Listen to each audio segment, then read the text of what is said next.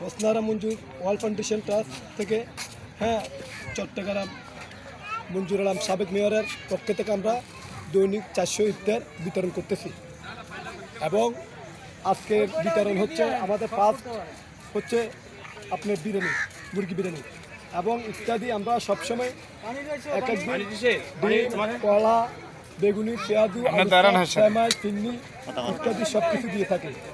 কারণ আমাদের সাবেক মঞ্জুর আলম সাহেব উনি সব জায়গায় ইফতার বিতরণ করে এবং কি চট্টগ্রামেও ইফতার বিতরণ করে। উনি একজন দানশীল উনি দান সকাতের জন্য সব জায়গায় এগুলো অ্যালাউ করে। ওই ওনার পক্ষ থেকে এখানে খালেদা জিয়ার মাজারে এবং ঢাকাবাসীদের এখানে আমরা দৈনিক 400 লোকের ইফতারের আয়োজন করছি। বিগত আজকে শুক্রবার পর্যন্ত করা হচ্ছে।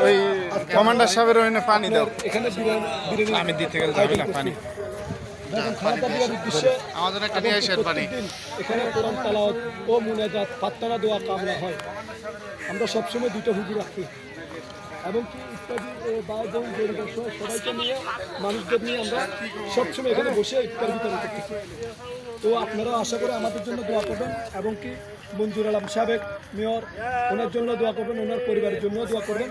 আমরা যাতে ভবিষ্যতে এখানে আরও কিছু ভালো করতে পারি বা আবার পরবর্তী বছর আমরা আবার যাতে এভাবে দিয়ে আসতে পারি।